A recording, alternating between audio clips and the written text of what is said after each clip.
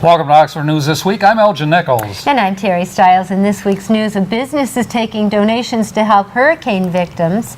A man constructs a human foosball table, and Collier Lanes hosted a bowling fundraiser. Stay tuned, learn more about these stories and others. The Oxford News begins right now.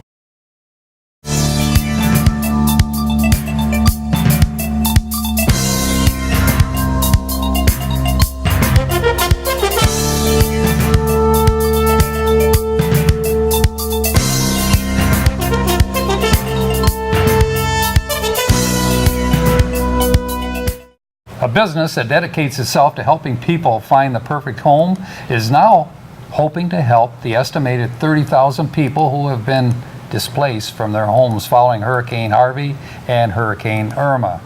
The staff of Century 21 affiliates are trying to meet the needs of those affected by collecting crucial supplies at those locations this week, including their Oxford office. Items may be dropped off at Century 21 affiliates in Oxford and in Lapeer beginning on Wednesday, September 6th, and will be collected from 9 a.m. to 4 p.m. Mondays through Saturdays until September 16th. For the third year in a row, OCTV will bring home a Philo Award in October. The award is judged and given by peers from the public access industry among 5 different states. An episode of the original My Life program won the military category. The 2-part episode is a compilation of interviews featuring local veterans of World War II, Korea, and Vietnam. Producer and host John Ochins says he is extremely pleased to receive that recognition, along with editors Russell Currier and Ashley Point. The Philo Festival of Media Arts will take place at the Orion Neighborhood Television Studio on Friday, October 20th. Congratulations. And have you ever wondered what it's like to be one of those little plastic men on a foosball table? Well, several residents found out what it's like last Saturday when they signed up for the Men's Olympics at the Christ the King Church in Oxford. Lunch was included for those hungry warriors. Using wooden pallets is correct, and PVC pipe, a human foosball table 35 feet long and 16 feet wide was made. Organizer and church member Don Lesky says the event was free and open to the public, but donations were appreciated. Since 2005, OCTV has been housed in our current location north of Myers. We've been renting our commercial space. However, the lease is due to expire February 2019. In the past 2 years, the Cable Commission and station management have been investigating relocation options, and last week the Oxford Area Cable Commission voted 5-0 to obtain from Lake Orion architect Steve Auger for an estimate of how much it would really cost to design and construct a new station in Seymour Lake Township Park in Oxford. Currently, the station has $300,000 within its budget for capital improvements. The estimate will be presented at the next Cable Commission meeting. In March, at the age of 20, Matt Meskill was diagnosed with metachromatic leukodystrophy, MLD.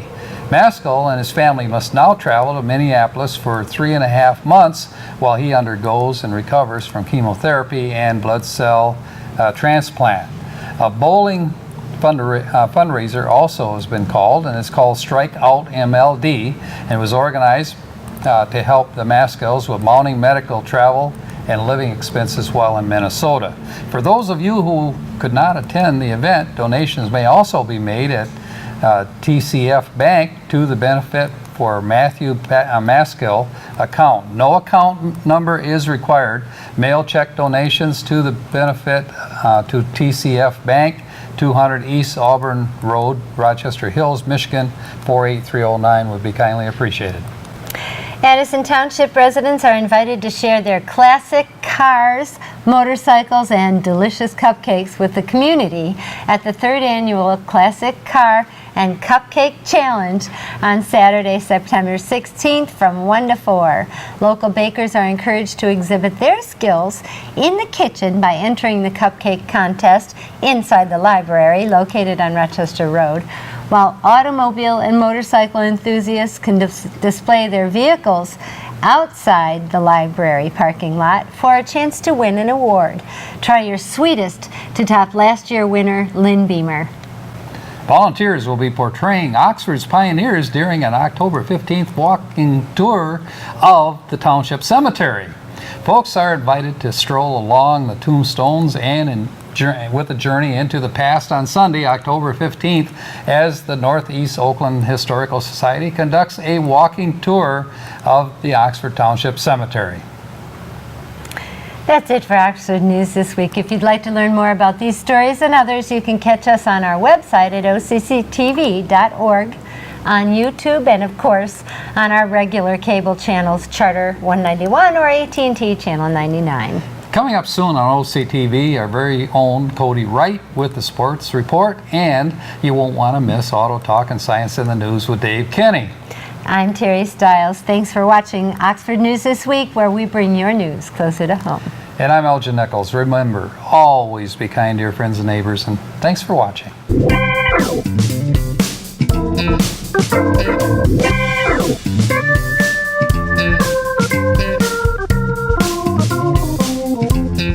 Welcome to Science in the News. I'm Dave Kenny, and these stories are taken from the publication New Scientist. In our first story, a gene therapy for leukemia has been given the green light by the U.S. Food and Drug Administration, or FDA. Announced last week, the approval is the first anywhere for a CAR-T therapy, a type of reprogramming of the immune cells that makes them better at targeting cancerous ones. What the FDA approved was Kymriah, a treatment for B-cells acute lymphoblastic leukemia, the most common childhood cancer in the U.S. Made at a New Jersey facility operated by the pharmaceutical firm Novartis, Kymriah contains T cells taken from the intended recipient. These immune cells will, however, have an added gene that codes for a protein called chimeric antigen receptor, or CAR, one that helps them home in on leukemia cells. In a trial, infusions of Kymriah achieved an 83% remission rate over a period of 3 months in people who hadn't responded to other treatments. Kymriah is expected to cost, however, $475,000, but could extend life by years rather than months. Wow. In our next story, on the ground, never trust a beetle if you're an ant. They might take your food. When jet ants go foraging, they use marked trails to transport the honeydew they collect from aphids in special stomachs called crops. But sap beetles lurk on these paths and dupe food-laden ants into regurgitating meals for them. Now, Bert Herdubler and Christina Quapich at Arizona State University have found that the beetles get most of their food this way. Ants feed each other honeydew collected in their crops by essentially vomiting into each other's mouths, says Quapich. Yeah. Well, the beetles have capitalized on this behavior. To do this, a beetle approaches an ant and taps it with its front legs and antenna. Then the beetle presses its own mouth parts on those of the ant, encouraging it to regurgitate a big drop of food. Herdubler and Quapich fed ants radioactive honey water. They found that beetles placed among fed ants obtained 1.8 times as much food as other ants did from their own kind. Their relationship, obviously, is strictly one way. And still on the ground, ostriches have several claims to fame. Not only are they the largest living birds and the fastest ones on land, but they are probably the only animal with 2 kneecaps on each leg. We have known about their double knees since at least 1864, but not why they have them. So, Sophie Regnault and her colleagues at the Royal Veterinary College in Hatfield in the UK bent and straightened the knees of a single dead ostrich using X-ray imaging to track the movements. Then they built a computer model to understand the leverage of the muscles controlling the knee. Typically, kneecaps lessen the force extensor muscles must exert to straighten the knee. It's a bit like putting the door handle further from the hinge, says Renault. It was the opposite in the ostrich. The upper kneecap actually seems to decrease the leverage of the knee muscle, says Renault. This sounds bad, but it may allow the ostrich to straighten its leg more quickly and so run fast. The lower patella, the one unique in ostriches, might protect tendons at the front of the knee. It is hard to tell if these ideas are right, as we have no other animal with 2 kneecaps per leg for comparison. Many of the ostrich's closest relatives don't have kneecaps at all. I wouldn't hold my breath for one single rule underlying why some animals have 1 or 2 kneecaps, says Regnault, and the search goes on. And in space, a huge space rock named Florence, roughly 2.7 miles across, whizzed past Earth at a relatively close 4.3 million miles on September 1st. It's the biggest asteroid to fly near Earth in more than a century. Astronomers, that is, discovered the asteroid in 1981 and named it Florence Nightingale, the founder of modern nursing. Based on a reconstruction of its historical orbit, astronomers have determined that this flyby is the closest Florence has come to Earth since 1890. It's also the biggest asteroids we've seen pass this close to Earth since NASA began detecting near-Earth asteroids in 1995. The rock is highly reflective as asteroids go, so it was bright enough to be visible in small telescopes for several nights. If a rock the size of Florence hit Earth at the speed of the meteor that exploded over Chelyabinsk in Russia in 2013, it would excavate a crater 34 miles across and a half-mile deep and cause catastrophic effects on Earth. Well, luckily, it didn't reach any closer than 18 times the average distance between Earth and the Moon, and it won't get this close again until 2500, so don't worry. Well, that's it for this edition of Science in the News. I'm Dave Kinney. Stay tuned to Oxford Community Television.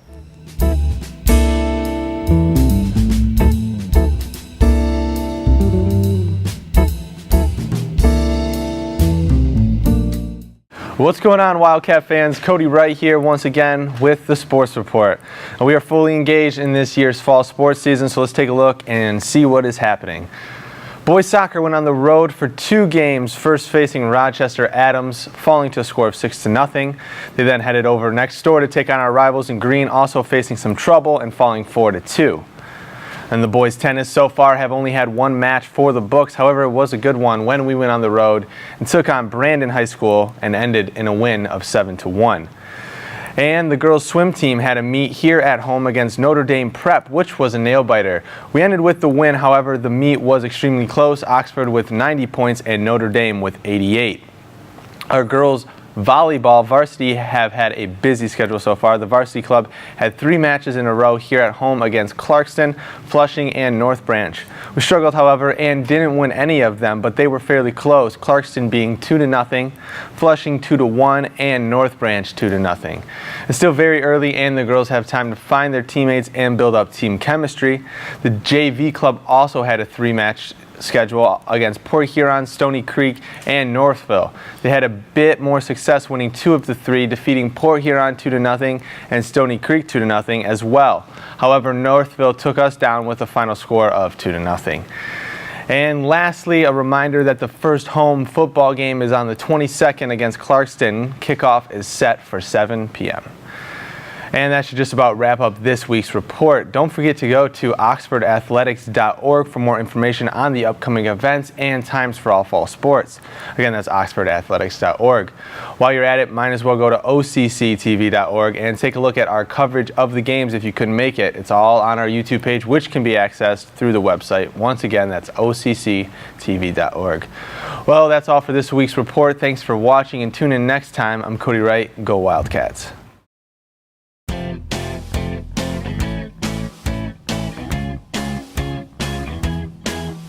Hi, my name is W. Ripto. I'm a member of the Addison Township Fire Department.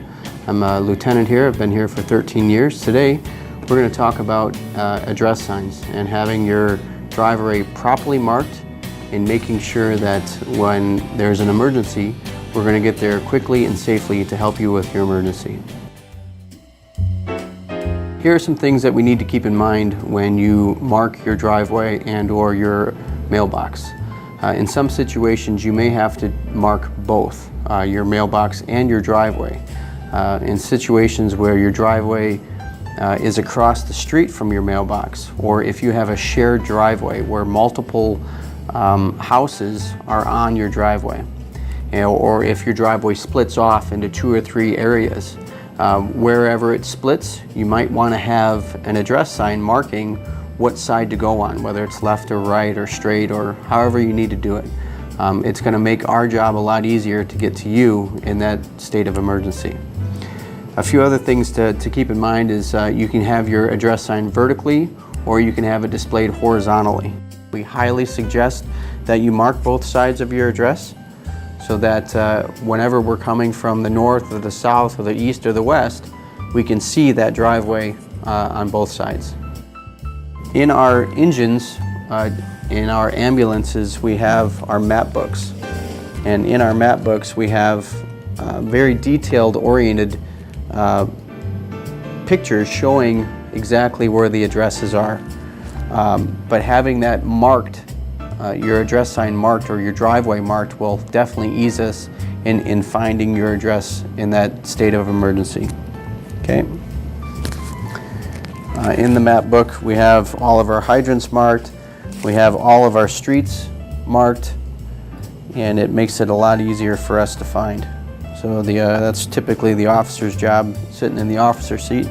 He grabs the map book and verifies with the driver exactly where we're going. And we have also a blown up section showing real quick and easy how to find your address on one sheet of paper. Instead of flipping through the book, we can go through your section and find exactly where we need to go. Okay, the address signs are $15 a piece. You can call the station at 248-628-5600 and request to have one filled out, or you can come to the station and have one filled out yourself. They're $15 a piece again, and it's definitely a good thing to have for your driveway and for us if we ever need to get there. Thank you very much for your time today. Again, my name is W. Ripito with the Addison Township Fire Department. Thank you and have a good day. Welcome to this edition of Auto Talk. I'm Dave Kenny, and these stories are taken from the publication Automotive News. In our first story, General Motors is doubling the size of its design studios as part of a previously announced $1 billion investment and renovation of its Global Technical Center in suburban Detroit.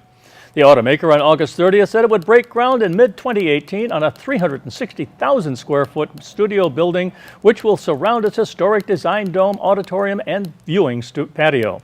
New studio will connect to the company's existing 350,000 square foot design center.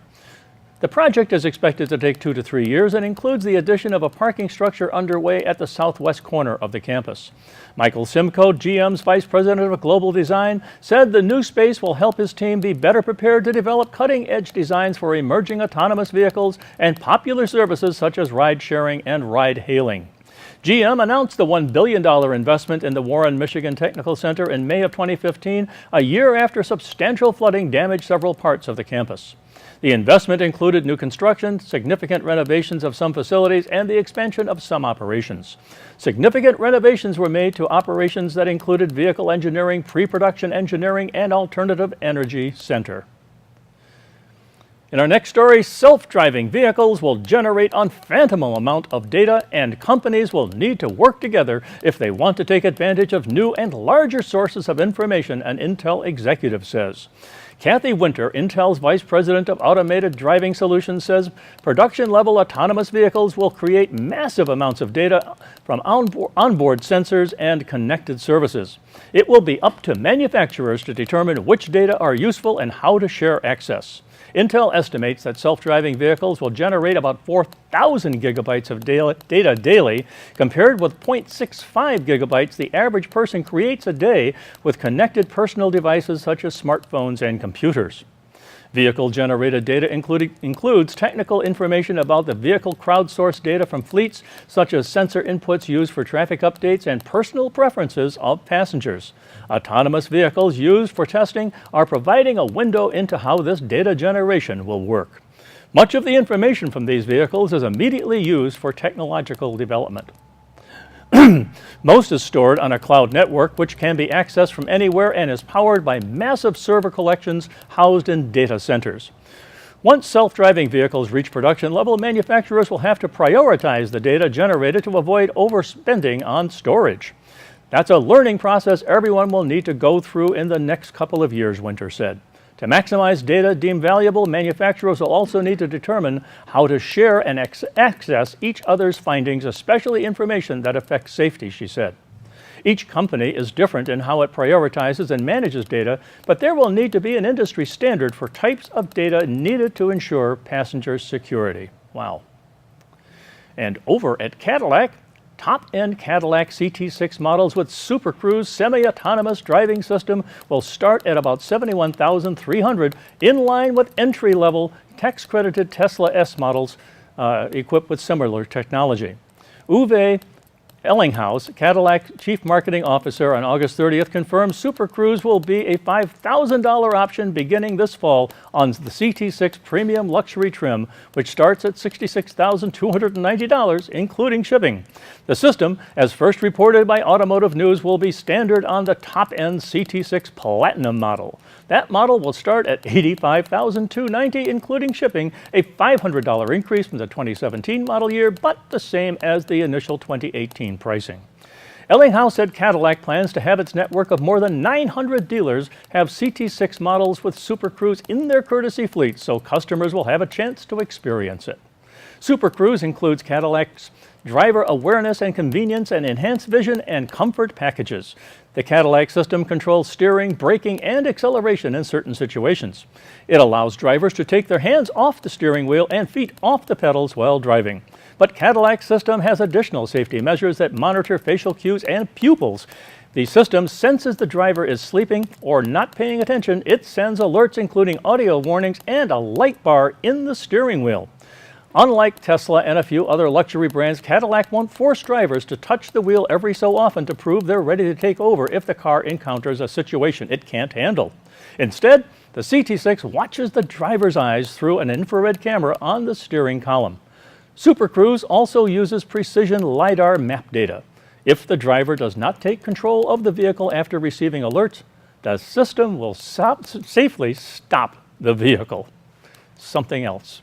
Well, that's all for this edition of Auto Talk. I'm Dave Kenny, and as always, may the wind be at your back as you cruise down life's highways. Stay tuned to Oxford Community Television.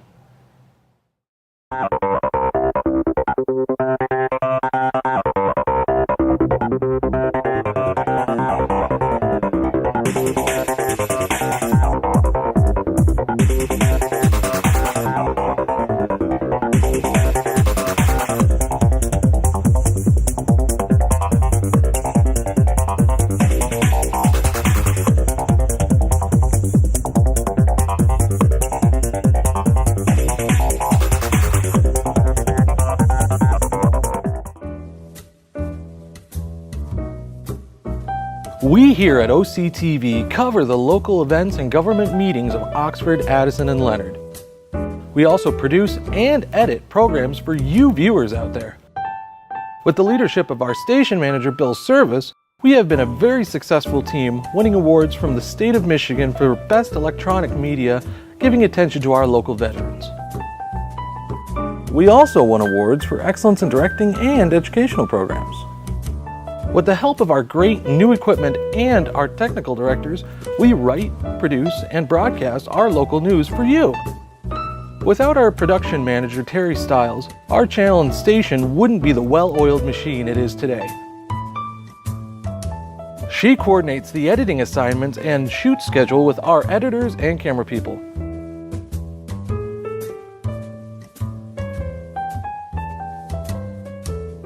OCTV and its communities make a great team.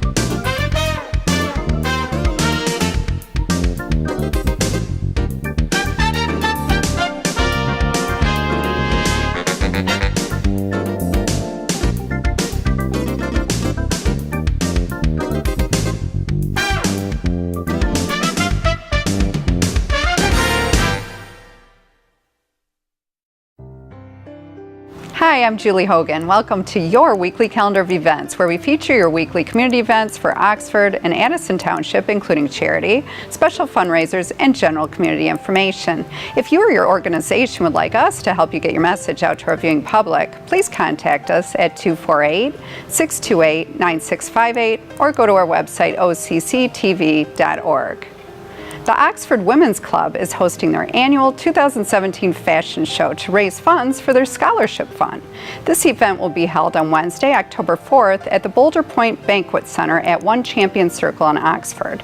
Tickets are $35 and include shopping with many local artists and vendors, a great fashion show, and a delicious dinner. Be sure to round up all your friends for this fun evening. Shopping begins at 5 and dinner is served at 7.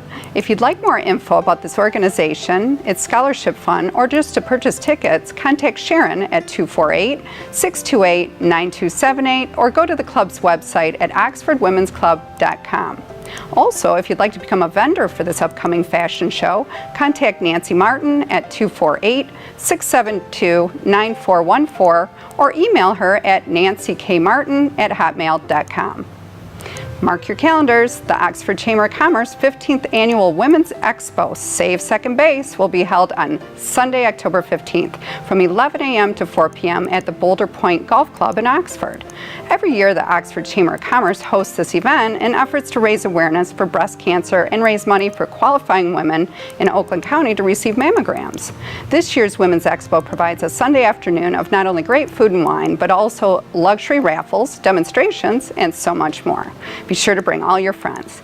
If you'd like to register for a booth or become a sponsor, you can contact the Chamber directly at 248-628-0410 or email them at info@oxfordchamber.net. The Oxford Chamber of Commerce also holds a casual monthly networking event called the Coffee Connect. This is an informational meeting where you can enjoy a cup of coffee or tea with other folks on the way to work. It's a great way to start your day. The next Coffee Connect event will be held on Tuesday, September 12th from 8 a.m. to 9 a.m. This event will be held at the Abbey Ridge Apartment Homes located at 211 East Market Street in Oxford. If you'd like more info about these or other upcoming events, please go to their website, oxfordchamber.net, and click on Events. The Oxford Public Library is also hosting some great upcoming events. Backed by popular demand, the library will be offering music in the atrium garden side for your listening pleasure. In continuing the tradition of downtown Oxford's Thursday night concerts in the park, the library is hosting a variety of great musical groups on Thursday evenings.